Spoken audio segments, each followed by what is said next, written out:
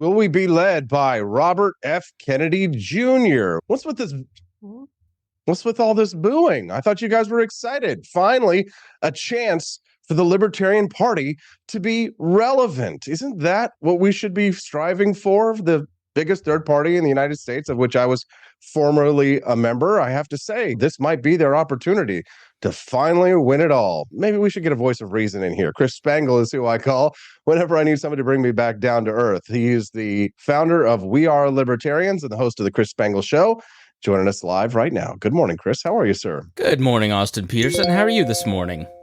I'm doing good. Boy, there's something very familiar about all this. Are the arguments that are happening right here in 2024 about who should be the Libertarian Party's presidential nominee. At first, I thought it was going to be this Dr. Michael Rechtenwald character from Mises.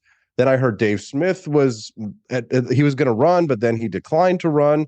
Now he might run again. Robert F. Kennedy Jr. might want to get on the ballot line. At least it's interesting. What's your take on what's going on, Chris? Feels like an argument between grassroots guy and maybe a former two-term governor. has that eerie feeling, but honestly, I'll take the two-term New Mexican governor over Robert Kennedy Jr. any day of the week. I don't understand. Like, I saw somebody say, oh, Robert Kennedy Jr. is infinitely better than Bill Weld. I'm like, what? The guy that wants $15 minimum wage and wants to fund the World Health Organization and pushes debunk conspiracy theories. There's so many problems with Robert Kennedy Jr. that it makes Joshua Smith look good. And Joshua and I have had plenty of disagreements going back to 2018. I'd happily vote for Joshua Smith over Robert Kennedy Jr., and I never thought I'd say that in a million years. Politics makes strange bedfellows. Robert F. Kennedy Jr. needs to get on the ballot. He's got very strong name ID. He would probably poll fairly well. These are the same arguments that they made in favor of Governor Gary Johnson. But these are the arguments that actually sway people who have the money to go and vote at these kinds of conventions. Typically, Chris, am I wrong? Doesn't RFK Jr. probably stand a pretty good shot for it if he does go for it? I don't know about that because... So for so many years, the charge has been, why are we bringing in Republicans that can't run in their own party? Why are we going back? You know, that even though Justin Amash, I think in many ways, he's like, to me, philosophically the perfect candidate. Tactically, I don't know that he has it. But, the argument was not another one, not another Gary Johnson, not another Bob Barr, not another Wayne Allen Root. And the people who are, in my opinion, in the party now are really close to Trump and closet Trump fans, much more than maybe the classical liberal, orthodox Libertarian Party you and I were in. They're bringing in somebody from the left, somebody who has a tremendous amount of leftist points of views and is far down that spectrum compared to any one of those former milquetoast Republicans that they ran against that helped them do the takeover. So I think it would be a hard sell. I'm not familiar with the makeup of the delegation, and I think that's the key thing is who's left, right? So many people like you and I who were active in the 2000s and 2010s because we were activated by Ron Paul are gone, are grill-pilled. We're not following politics because we're having families and smoking meat. And so that kind of old classical guard, the David Bose Libertarians, the Cato Libertarians, they're not as active. The Mises folks are falling off. Membership is down by a third. So who shows up, right? Is it just people who are single issue voters who care about vaccines and not funding Ukraine? And that really, to me, is the appeal for Robert Kennedy Jr. It's not his policies. It's about feeling right and feeling vindicated on vaccines. And do you get enough of those people showing up to a convention that they're going to put in somebody that fundamentally disagrees with the non-aggression principle? And I think moving away from the non-aggression principle, of which I blame you wholeheartedly. I'm kidding. But I think that moving away from just the idea that we should be as close to not using force to advance social and political goals has been a net negative for the Libertarian Party, because now they're advocating for someone that wants to put the Koch brothers in jail for disagreeing on climate issues, the guys that literally built the Libertarian movement and the Libertarian Party. Like, you couldn't be more polar opposite from the right-wing libertarianism of our age, and those guys who are more right-wing than we were are putting in a leftist. It just, I think that's just too confusing and too messy. I don't know that it could happen. Now, you say, Chris, that you think that RFK Jr. would face a challenge, that it would be a struggle for him to get the nomination. Why? I just think he's too far away. I think the delegates prefer to play it safe, and they always have. And even the grassroots libertarians in the Mises Caucus are not as radical as online folks. And I think this is something that the classical liberal caucus, the radical caucus, folks don't get. When you have conversations with people who are in the Mises Caucus, who are just rank and file dudes, who just agree with their politics and like their style a little more than maybe the style that I brought to the table in 2010 and 12, like they're not fringe people. And they're really looking to advance liberty. And I think if you really scratch the surface, I think you're seeing the fracturing now. The guy that is bringing him to the California convention, there's just a certain element of these guys that are looking to destroy the Libertarian Party. And then the rank and file want to build the Libertarian Party up. And I think you're going to see that fracture within even the Mises Caucus start to really play out during convention season.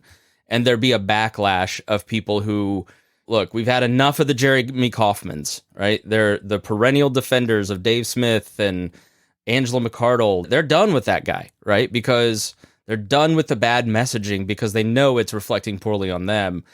And I think bringing in Robert Kennedy Jr. is just a step too far.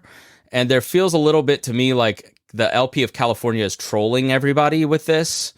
And that doesn't play well with rank and file regular folks in any caucus. What about the Dave Smith factor? You brought him up. He declined to run, but I think he probably feels a little threatened by the possibility of Robert F. Kennedy Jr. running. Do you think he jumps back in if RFK Jr. really looks at it? Dave Smith's legacy's on the line. He is the driver of the takeover. He is the driver of, and he claims it. He's bragged about it, and he's going to try and weasel out of it eventually, but his legacy is on the line. And if Dave Smith does not deliver in 2024, then it looks poorly. It reflects poorly on him. He's done a lot to bring new people to the table. Now, what does he do with those people? It's one thing to have a good first impression and to get people to explore, but how do you get people to buy in and then execute your vision? And that is, I think, something that we have seen not work out well for the Mises Caucus. And if you're Dave Smith, you may have agreements with Robert Kennedy Jr., but I think fundamentally Dave Smith is a rock-ribbed libertarian who understands the principles, who can articulate it well, and would look at somebody like Robert Kennedy Jr. with skepticism as the party's standard bearer. I think he would completely pollute the message that Dave Smith and Michael Heiss and the Mises Caucus has been trying to execute. Robert Kennedy is not Ron Paul. And bringing Ron Paul's vision to the Libertarian Party was the point of all of this.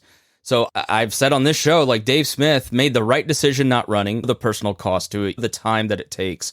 I have never, I said this to Michael Rechtenwald, if running is harming your family and your job, you should not do it. It is not worth it. It is a thankless job. You will get no thank yous.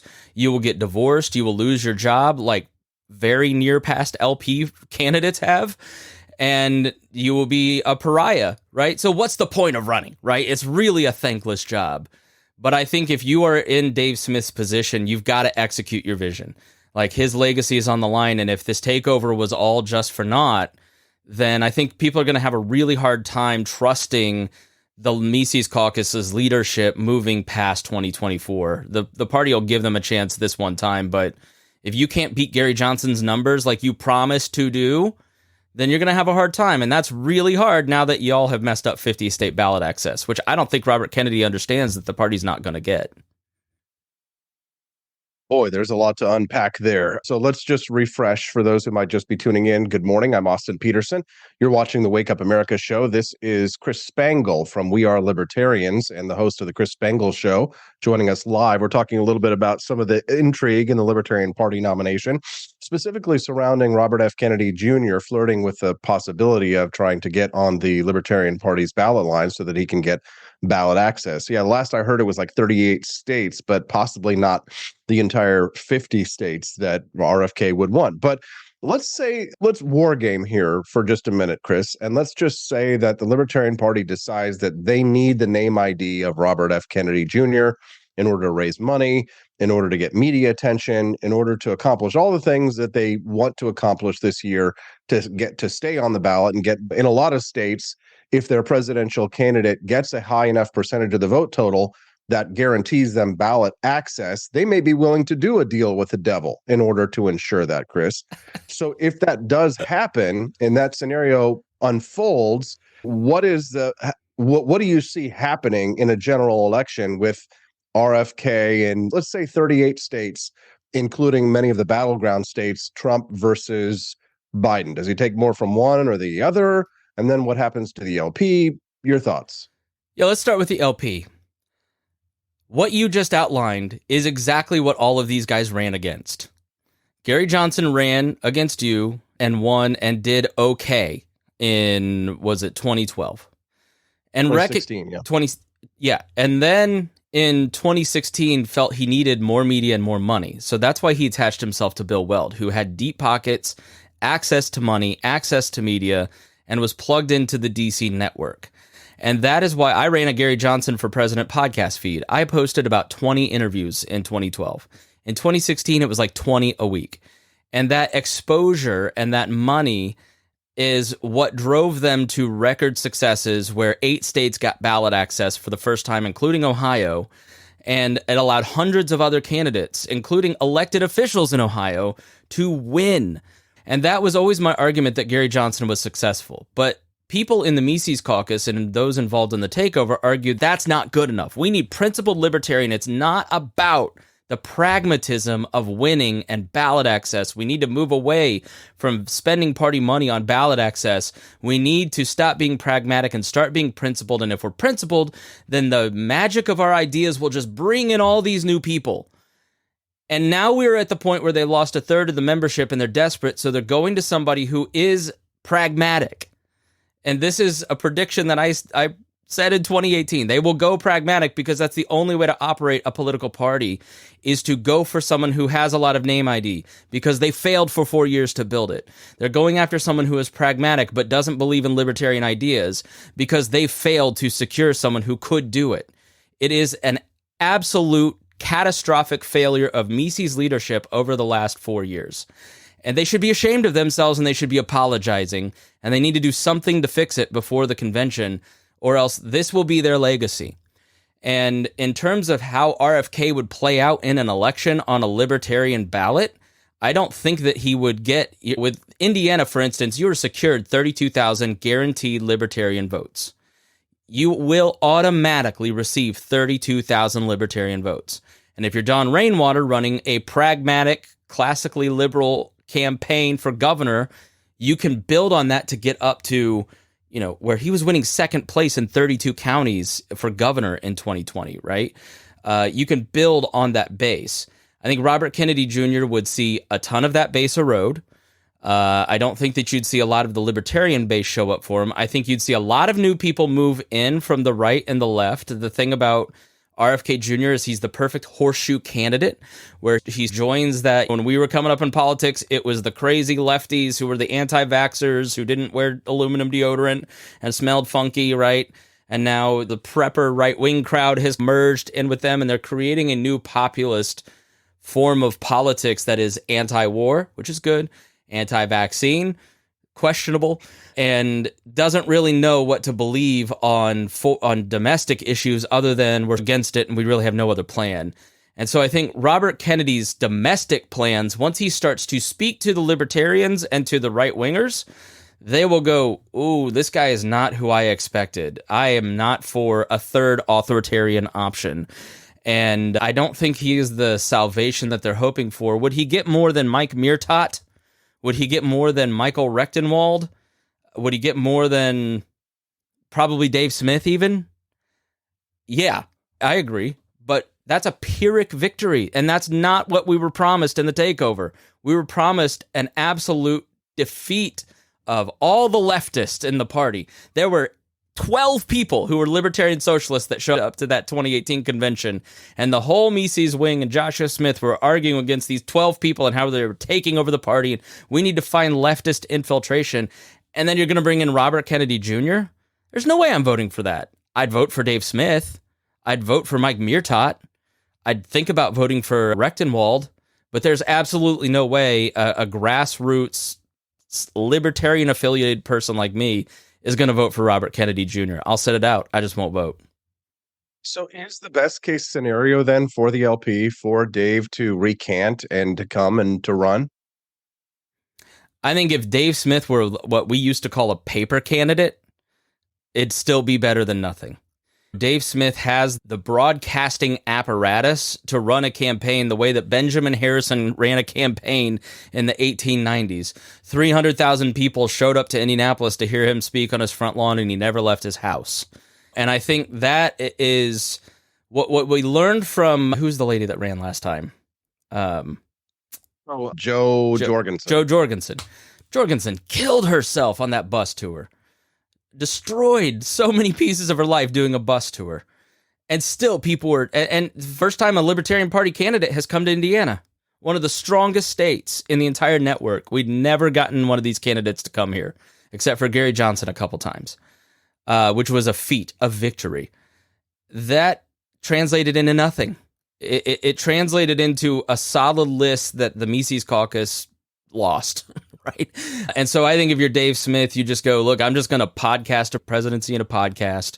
I'm going to set up a podcast feed. I'm going to buy a podium for $150 on Amazon, set up a green screen, and I'm going to get a weekly speeches about what I'm going to do as president. I'm going to try and get into the debates and let the Mises Caucus organize, and whatever happens. And I think that would be a better campaign for the Libertarian Party, because you've got someone who is gifted at messaging versus somebody who doesn't believe in libertarianism finishing off the party, because it will be it. Because classical liberals like me, the Project Liberal guys have already said, if we don't win at the convention in 24, we're starting our own party. The Mises Caucus guys have been eroding lots of membership, right? And they're not inspired and ready to go in 2024, which is what they've been building towards. They're going to just vote for Trump. They're going to leave the party. And then who's left? 14 people at the convention, like it was 1982 again, right? Yeah, I think this is a big year for the Libertarian Party. I don't know how much of a future there is if the Mises Caucus doesn't execute well this year. Chris, the scenario that will unfold if the current trends continue, which is that Robert F. Kennedy Jr. might not seek the nomination of the Libertarian Party. Dave Smith says he won't run for president. And then at this point, we're left with Michael Rechtenwald, Josh Smith, all these people. What does that scenario play out like? Similar to just Dave Smith, just a paper candidate, similar to Jo Jorgensen, or what plays out in that scenario? Because that's the most likely one right now if current trends continue. I think Chase Oliver is going to be the dark horse. I think you're going to see Chase Oliver sneak in, and people don't think that the classically liberal Orthodox libertarians who ran the party for so long have enough votes to get Chase Oliver in there. But I think there's some momentum building. He had a pretty good week at Students for Liberty conference. He is traveling the country. He has been in every Libertarian Party state that I've seen. I think he could really surprise people. I think Rechtenwald will fall apart. I think personally, there's a lot going on there with Rechtenwald, and I think even the Mises Caucus leadership is going, I don't know about this. Meertot has been around. I don't know that he has he's like a Jorgensen choice to me, right?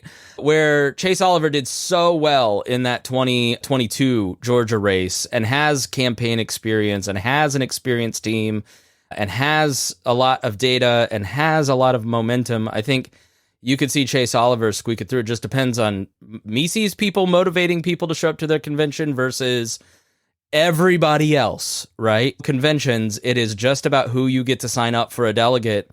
And like in Indiana, for instance, I hadn't been a Libertarian Party member for 4 or 5 years, and they convinced me to join just to help them to get more delegate spots. And Indiana has a ton of delegate spots because these anti-Mises Caucus states were organizing very hard to get more delegate spots. And I don't know that there was that same organization in terms of driving delegates in the Mises crowd. So we'll see. But I think if that happens, you'll see Chase Oliver win the nomination. That's an interesting POV, and you're the only person who could answer that question like that. And I'm so glad I have your expertise here. But I did promise I would get you out by 8:30, which means I've only got a minute or two left with you, Chris. Sure. One last question: if Robert F. Kennedy Jr. does take the Libertarian Party's nomination, and we're faced with that scenario, do you truly believe that he takes more from Trump or from Biden? Just straight out, what do you think? I think he's a pure third-party candidate. And the thing that we've always found in every single survey, every single exit poll that I've ever seen here in Indiana, the Libertarian candidate polls 1% to 2% from each side, and then they activate 90 to 95% new voters. And the whole myth of it being a stolen vote with third parties doesn't bear out in data when you actually look into it. I've spent 15 years documenting this, as has Ballot Access News. David Bose at the Cato Institute wrote an ebook and studied this. I think Robert Kennedy polls evenly from Trump and Biden and doesn't cost either one of them.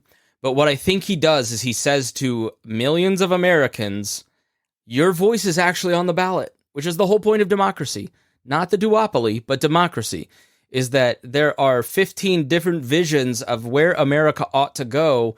I finally see mine on the ballot. I'm going to vote for that guy instead of just staying home and feeling disenfranchised and not making the effort to go vote. So I don't know what those percentages are. Maybe let's say 10 from each, but I think he polls evenly. I think the anti-vaccine right and left, that's the mobilization, and within the Libertarians, it's unfair to lay Biden's loss at Robert Kennedy. You lay Biden's loss on Joe Biden. You lay Donald Trump's loss on Donald Trump. That's why Donald Trump lost 2020 to a geriatric. He didn't get beaten or have the vote stolen from him. He was a pathetic candidate like Joe Biden is, and it's on them. It's not on the third-party candidate. Chris Spangle, your unique point of view is cherished. Thank you for being so generous with your time this morning. Where can people find out more about your work online and follow you? Go find all of our shows at wearelibertarians.com and just search Chris Spangle in your podcast app and you'll find all of my shows. There you go, Chris Spangle. Hey, Chris, thanks so much for joining us this morning. I'm grateful for your unvarnished opinion on these things. Have a wonderful day. Love you, buddy. Thanks. Love you too. That's Chris Spangle from We Are